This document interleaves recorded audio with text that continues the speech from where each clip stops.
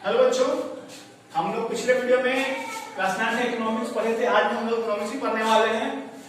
आज के हम लोग मानव संसाधन है, पिछले मानव संसाधन को देखे थे और आगे उसके बारे में देखने वाले हैं हम लोग। तो हमने पिछले वीडियो में देखा था मानव संसाधन में मानव का किस प्रकार से संसाधन को प्रयोग किया जा सकता है ना। मानव को संसाधन बनाया जा सकता है, किसी भी देश की जनसंख्या को संसाधन के रूप में प्रयोग किया जा सकता है ना। कैसे?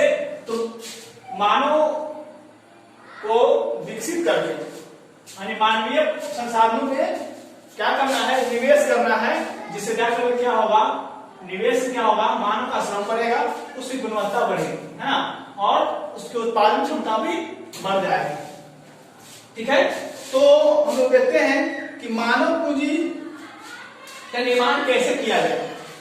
तो मानव पूंजी के निर्माण में सभी चीजें अनिवार्य है, भोजन, शिक्षा, आवास, स्वास्थ्य, सभी को साथ लेकर चलेंगे तो ही मानव पूंजी का निर्माण हो पाएगा, नहीं तो नहीं हो पाएगा। जैसे कि मान लीजिए कोई छोटा बच्चा है ना, और अगर उसको सिर्फ शिक्षा दे दी जाए और उसको ठीक ढंग से भोजन नहीं दिया जाएगा तो शिक्षा तो अच्छे ढंग से ग्रहण कर, ना तो शिक्षा अच्छे ढंग से ग्रहण कर पाएगा और ना वो उसकी शारीरिक शक्ति बढ़ पाएगी, है ना। वो शारीरिक रूप से भी कमजोर हो जाएगा और मानसिक रूप से भी कमजोर हो जाएगा, है ना। दूसरी बात है, अगर उसको शिक्षा नहीं दी जा रही है, अच्छी शिक्षा नहीं मिल रही है और फिर से आपका उसको भोजन अच्छे दिए जा रहे हैं तो शारीरिक रूप से विकसित हो जाएगा, लेकिन मानसिक रूप से उसका विकास नहीं हो पाएगा, है ना। यानी कहने का मतलब है कि श्रम की गुणवत्ता, श्रम बढ़ जाएगा उसका, उसकी गुणवत्ता नहीं बढ़ेगी और न ही उसकी उत्पादन क्षमता बढ़ पाएगी, है ना। तो हम लोग देखते हैं कि खासकर शहरों में, तो शहरों में जो निर्धन परिवार के होते हैं यानी गरीब परिवार के लोग होते हैं, वे लोग तो अपने बच्चों पर शिक्षा में, उनके शारीरिक विकास और मानसिक विकास में अच्छे धन का निवेश करते हैं, अच्छी तरह से उनको पढ़ाते लिखाते हैं, है ना। तो उनका विकास ठीक ढंग से हो पाता है, लेकिन जो निर्धन परिवार को ठीक से नहीं कर पाते हैं। लेकिन जो अमीर परिवार के होते हैं, जिनके पास धन होता है ना, वो लोग अपने बच्चों को अच्छी शिक्षा और अच्छे भोजन, अच्छे आवास, हर तरह की सुविधा उपलब्ध करवाते हैं। उनके बच्चे शारीरिक और मानसिक रूप से काफी आगे निकल जाते हैं, उनकी श्रम का गुणवत्ता बढ़ जाता है, उनकी उत्पादन क्षमता बढ़ जाती है।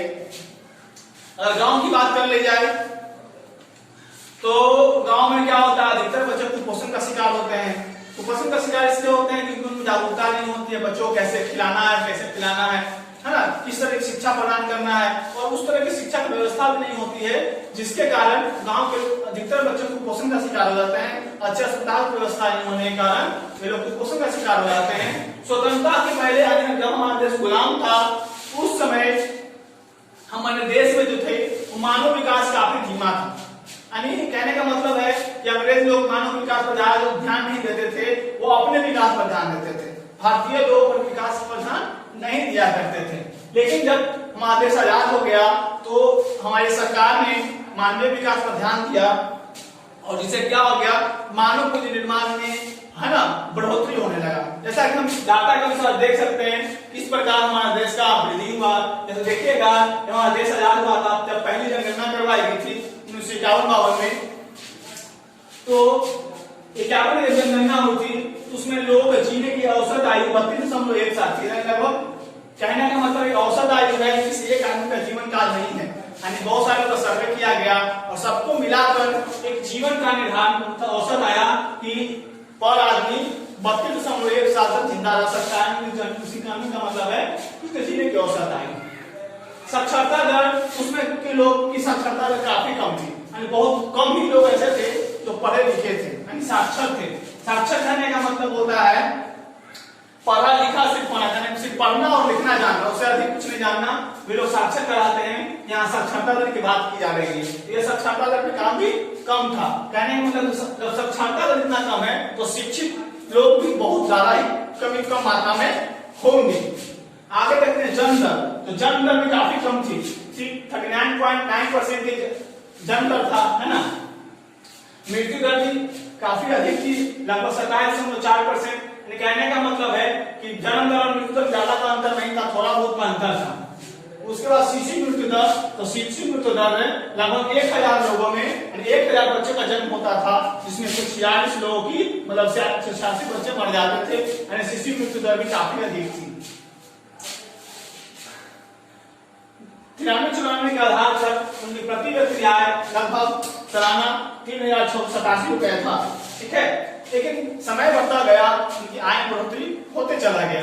आगे देखते हैं इंफ्लेशन की बात की जाए तो इसमें देखिएगा लोगों के जीने की औसत आयु बढ़ गया, और औसत आयु बढ़ने का कारण क्या है, तो उनकी मृत्यु दर में कमी आ गई। कैसे देखिए, साक्षरता दर थोड़ा बढ़ा, 28.3% हो गया लगभग। जन्म दर में बढ़ा, 41.7 हो गया प्रति 1000, यानी 1000 में लगभग 41.7 मतलब बढ़ने लगा। उस पर आप देख सकते हैं कि मृत्यु दर में कमी आने लगा। जब मृत्यु दर में कमी आने लगा तो लोगों का औसत आयु बढ़ गया। शिशु मृत्यु दर उसमें उतनी थी, उसमें कोई घटा नहीं कोई बढ़ा। लोगों की वार्षिक आय जो प्रति व्यक्ति आय थी वो बढ़ गया, लगभग 4429 रुपए प्रति व्यक्ति आय हो गया। 1971 की बात की जाए, हर एक 10 साल पर जनगणना करवाई जाती है और उसे डाटा बाहर आते हैं।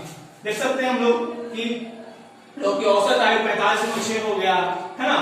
साक्षरता दर बढ़ गया, जन्म दर बढ़ गया, मृत्यु दर भी घट गया, बहुत कम हो गया, लगभग काफी मृत्यु दर कम गया। उसका शिशु मृत्यु दर में कमी आ गई, 129 हो गया लगभग 1000 बच्चों में। उसी प्रकार आप देख सकते हैं कि इसने प्रति व्यक्ति आय में बढ़ोतरी लगभग 4429 रुपए से लगभग 5002 रुपए तक इसकी आय बढ़ गई। उसके बाद 81 की बात करें तो इसमें देख सकते हैं आप, इसकी औसत आय 54.4 वर्ष हो गया। उसके बाद साक्षरता दर में बढ़ोतरी हो गई, 43.6 हो गया %। जन्म दर में बढ़ोतरी हो गया, जन्म दर में फिर से कमी हो गया, क्योंकि उस समय कोई सूखा अकाल पड़ा था, जिसके कारण 75 के दशक में, तो इसके कारण क्या हो गया, मृत्यु दर जन्म दर में काफी कमी आई, मृत्यु दर में भी कमी आया और शिशु मृत्यु दर में भी कमी आया। लेकिन लोगों की औसत आयु बढ़ती चली गई, लोगों की औसत आयु में कोई कमी नहीं आई। उसके बाद देखेंगे हम 1991 की बात की जाए, इसमें भी देख सकते हैं हम औसत आयु बढ़कर 55.9 साल हो चुका है ना। उसी तरह साक्षरता दर 52.2% हो चुका है, और जन्म दर भी काफी कमा, वो लगभग 29.5 हो गया। यानी कहने का मतलब है यहाँ जन्म दर कम होने का कारण यह है कि लोग जागरूक होने लगे, ज्यादा बच्चे पैदा नहीं किए, यानी लगभग सभी लोगों के मन में धीरे धीरे ये भावना उठने लगी कि दो बच्चे ही अच्छे, है ना, ज्यादा मतलब जनसंख्या नहीं बढ़ाना है। उस तरह से मृत्यु दर में तो अस्पताल की व्यवस्था, स्वास्थ्य सुविधाएं अच्छी होने के कारण लोगों का इलाज होने लगा, तो मृत्यु दर में कमी आने लगी, है ना। शिशु मृत्यु दर में कमी आए 80 हो गया, लोग आय बढ़ती चली गई। आगे देखते हैं 2011 की बात की जाए तो हम देख सकते हैं कि औसत आयु लगभग 66 हो गया बढ़ करके, है ना। साक्षरता दर 73% नंबर हो चुका है, जो कि और ज्यादा होना चाहिए था, काफी कम है।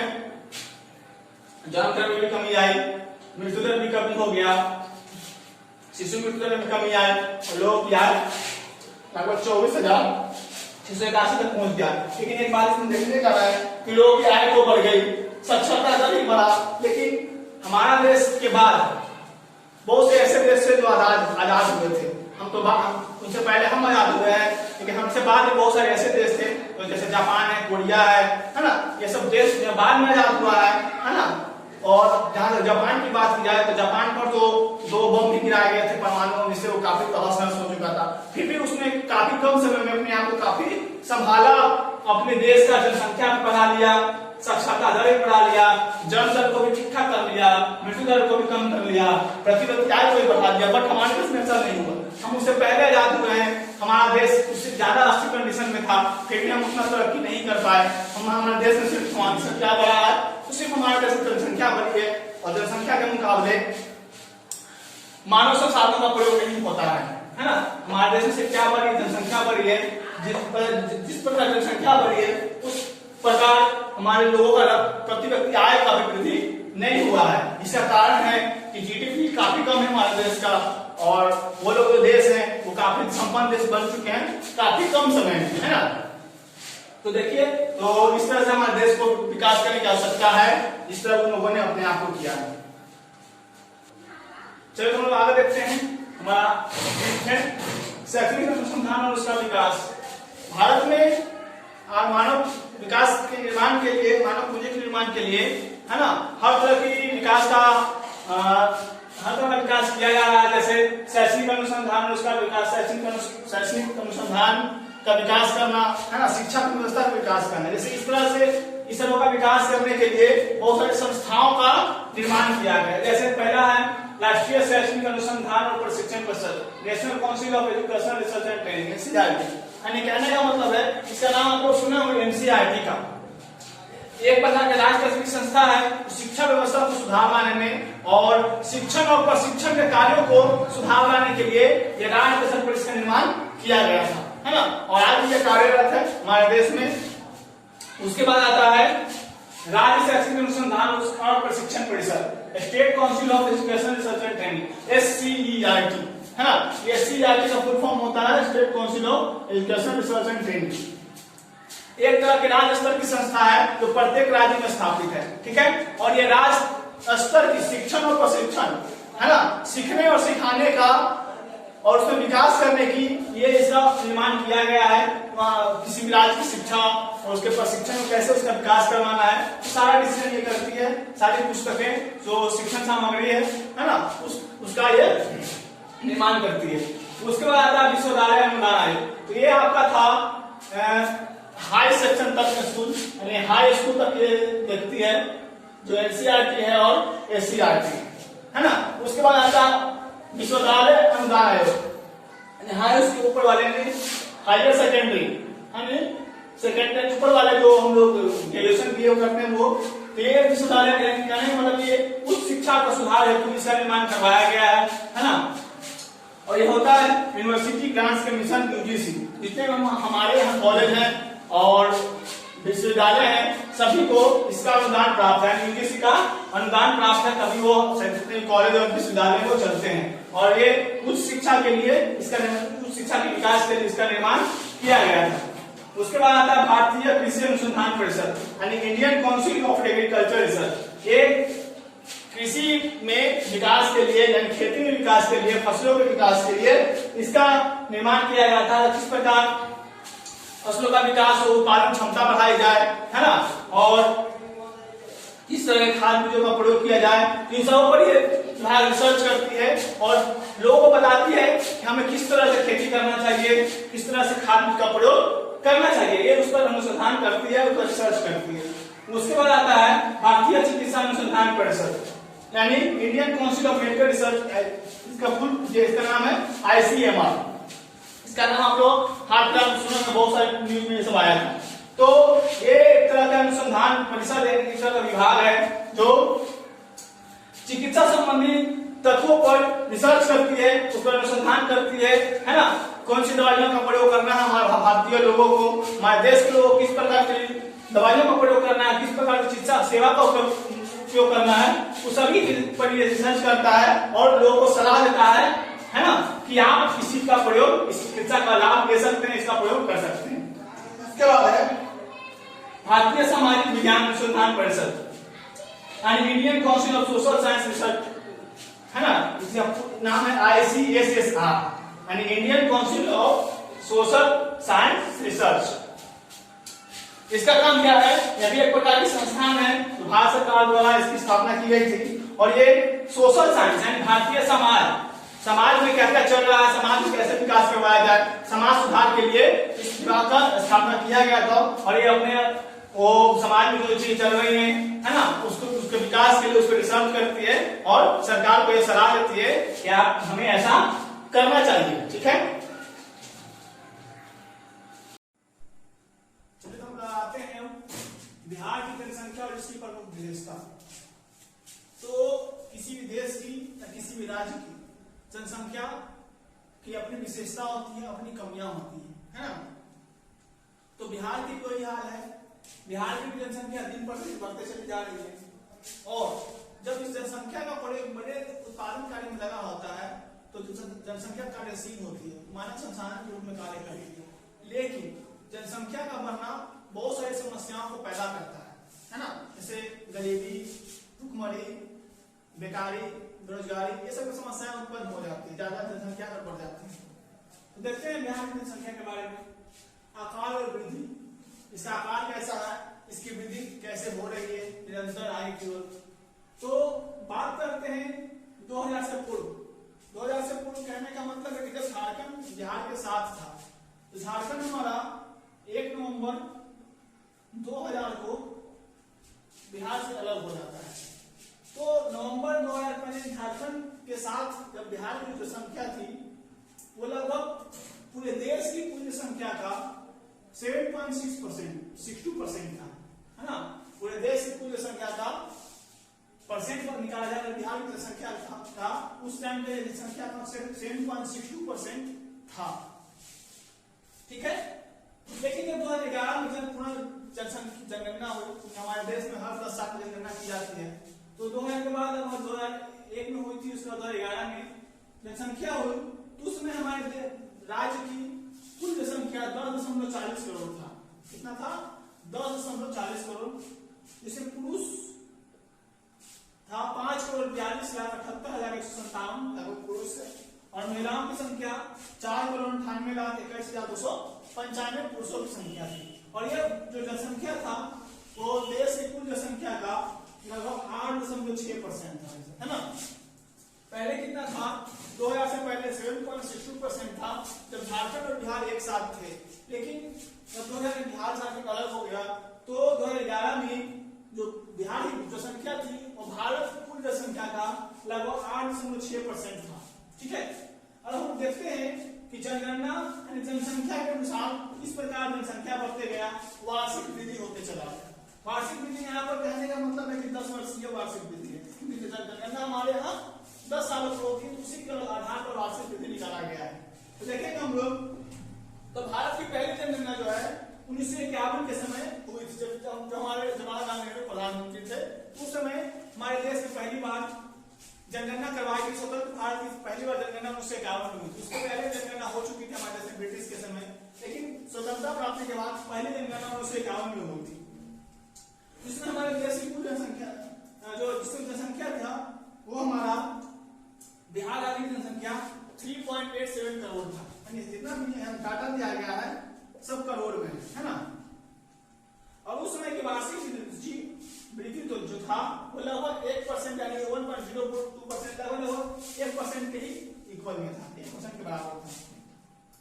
फिर 10 साल बाद 1961 में जनगणना हुई, तो उसमें जो बिहार की जनसंख्या थी वो 4.64 करोड़ था, और उसकी वार्षिक वृद्धि लगभग 2% के आसपास, यानी कहने का मतलब है 1.97% था, जो लगभग 2% के निकट है। उसके बाद 1971 में हर 10 साल जनगणना होता चला गया, और हर 10 साल में वापस डाटा आते गया। 1971 की बात की जाए तो 1971 में हमारे बिहार की जो जनसंख्या थी वो 5.63 करोड़ था, और उसकी वार्षिक वृद्धि 2.13% था, ठीक है। 81 की बात की जाए तो 6.99 करोड़ यानी लगभग 7 करोड़ के आसपास, है ना। और उसमें जो हमारा वार्षिक वृद्धि था वो 2.40 लगभग 2.5% के इक्वल था। उसका 1991 की बात की जाए तो उसमें जो हमारा बिहार की जनसंख्या था वो 8.63 करोड़, और जो वार्षिक वृद्धि थी वो 2.34%। इसमें कुछ जनसंख्या में कमी आई थी, वार्षिक वृद्धि में कमी आई थी। उसके बाद देखा जाए तो 2001 में देखें तो 8.29 करोड़ इसकी वार्षिक वृद्धि जो 2.80, और 2011 में देखें तो 10.40 करोड़ जनसंख्या है, और इसकी वार्षिक वृद्धि लगभग 2.26% है। इस तरह से हमने देखा कि बिहार में क्या हो रहा है, दिन प्रतिदिन जनसंख्या बढ़ती चली जा रही है। भले वार्षिक वृद्धि में उतार चढ़ाव देखने को मिल रहा है, कभी वार्षिक वृद्धि बढ़ा है कभी घटा है, लेकिन जनगणना में कोई उतार चढ़ाव नहीं है, जनगणना निरंतर गति से बढ़ती जा रही है, ठीक है। अब देखते हैं इसमें बिहार में कुछ जिले हैं जो सर्वाधिक जनसंख्या वाले हैं और सबसे कम जनसंख्या वाले जिले। तो ऊपर से देखें तो सर्वाधिक 5 ऐसे जिले हैं जिसमें सर्वाधिक जनसंख्या बिहार की पाई जाती है। जैसे पटना जिला की बात की जाए तो पूरे बिहार में पटना जिला ऐसा जिला है जो जनसंख्या के मामले में पहला स्थान अपने पास रखता है।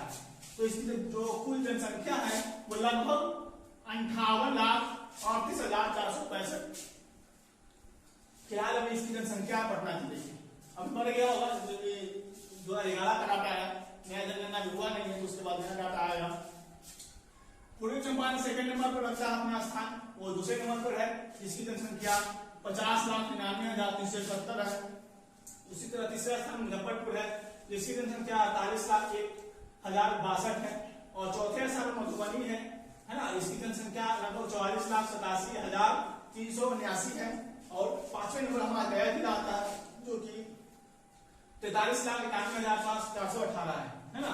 उसी तरह हम देखते हैं सबसे कम जनसंख्या वाला जिला में तो बिहार में जो सबसे कम जनसंख्या वाला जिला है वो हमारा शेखपुरा आता है जिसकी जनसंख्या लगभग 6,36,342 है। और उसके बाद जो आता है 6,56,646 है जिसका शिवहर जिला है। तो सेकेंड नंबर पर सबसे कम जनसंख्या वाला जिलों में आता है। तीसरे नंबर पर अरवल जिला है तो 7,843 है। और उसके बाद चौथे नंबर की बात है, कहने का मतलब हम नीचे से ऊपर क्यों चल रहे हैं, ये जनसंख्या इसमें कम है और धीरे धीरे बढ़ रहा है। इसमें क्या था, जनसंख्या ऊपर से ज्यादा था, नीचे की ओर हम घट रहे हैं। इसमें क्या हो रहा है, नीचे से ऊपर की ओर बढ़ रहे हैं। तो सबसे कम जनसंख्या इसका है, उसका जिसका स्थान आता है उसका लखीसराय का है। और पांचवें नंबर पर जो निचले स्तर से पांचवें नंबर जिला है वो जहानाबाद जिला है जिसकी जनसंख्या लगभग 11,25,313 है। इस तरह से हम देख सकते हैं कैसे कैसे बिहार में जनसंख्या बढ़ रही है। और किस तरह से देख रहे हैं, जैसे पटना जिला है सबसे ज्यादा टाउनशिप पटना जिला में है जिसके कारण यहाँ पर आबादी काफी ज्यादा है। देखते हैं दूसरा विशेषता जनसंख्या का घनत्व। तो किसी भी क्षेत्र में प्रति वर्ग किलोमीटर निवास करने वाले व्यक्तियों की औसत संख्या को जनसंख्या घनत्व कहते हैं।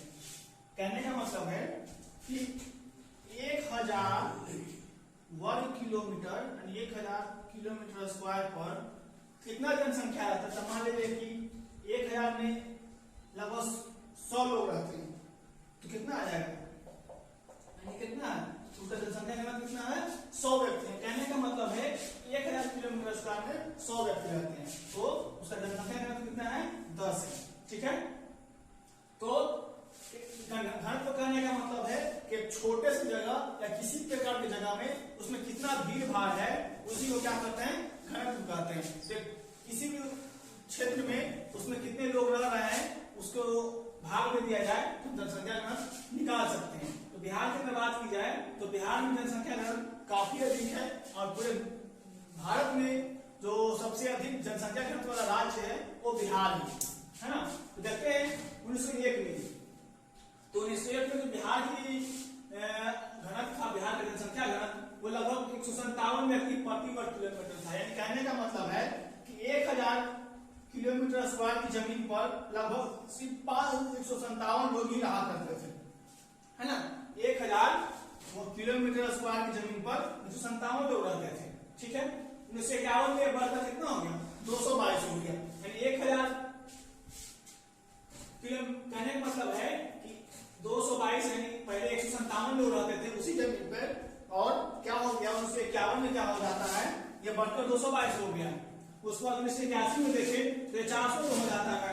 1991 में देखे तो 685 और 2001 में देखे तो 881 और 2011 में बढ़कर 1106 हो गया। तो पूरे भारत में सबसे अधिक जनसंख्या घनत्व वाला राज्य है ना।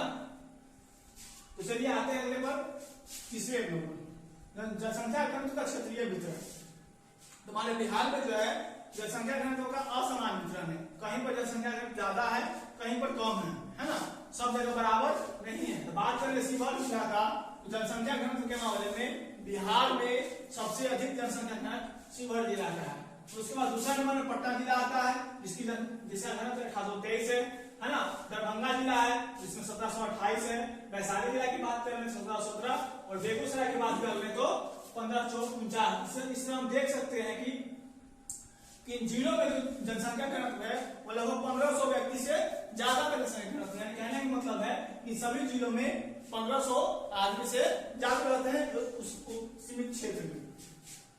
आगे बढ़े तो क्या कुछ ऐसे राज्य भी हैं जिसका जनसंख्या घनत्व काफी मात्रा में कम है। जैसे कैमूर की बात कर ली जाए तो कैमूर जो है वो सबसे कम जनसंख्या घनत्व वाला राज्य है बिहार का।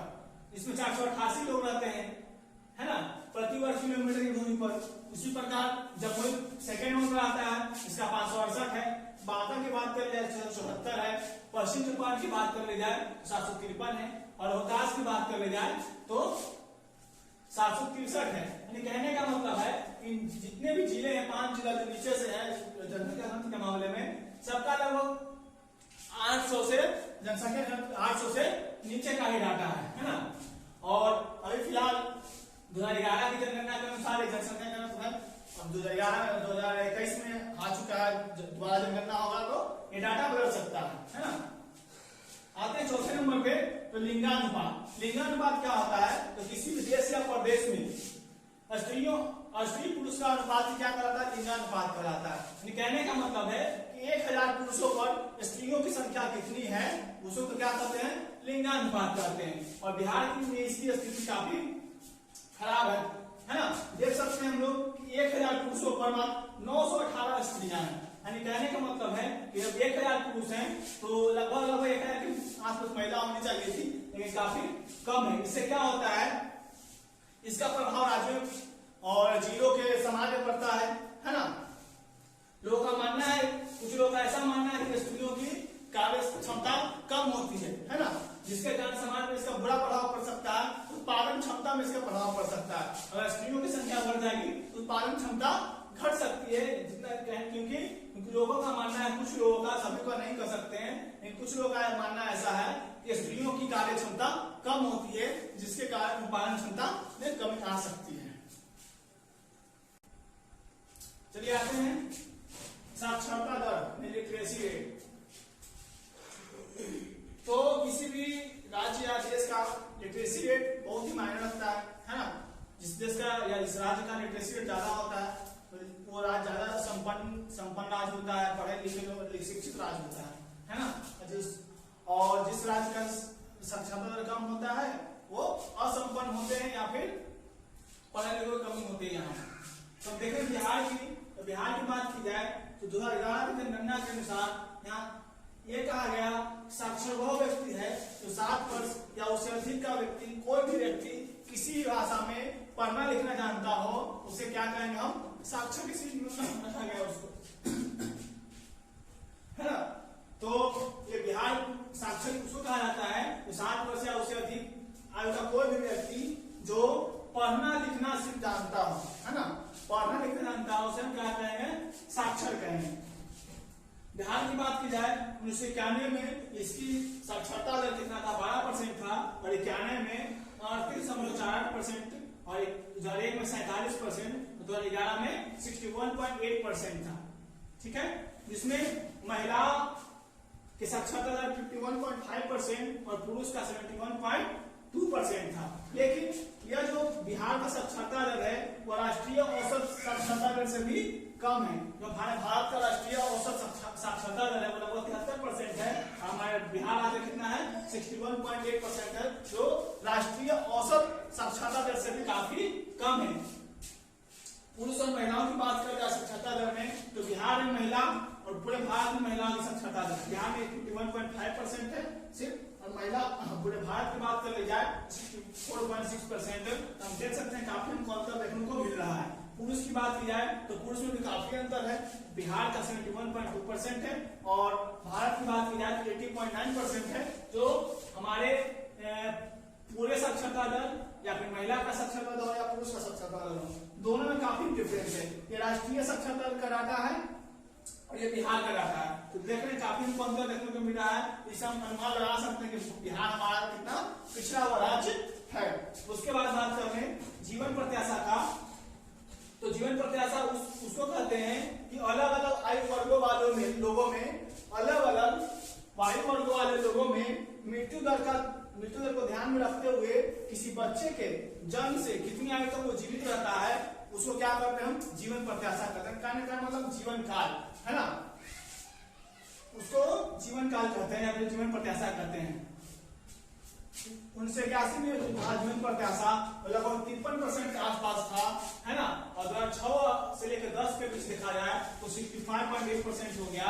इसके बढ़ने का कारण यही है कि लोगों में उनके जीवन जीने रहने सहने का तरीका चेंज हुआ, उनमें काफी सुधार हुआ, है ना, बुनियादी सुधार मिला, जिसके कारण उनकी जीवन प्रत्याशा बढ़ी, मृत्यु दर कम हुआ।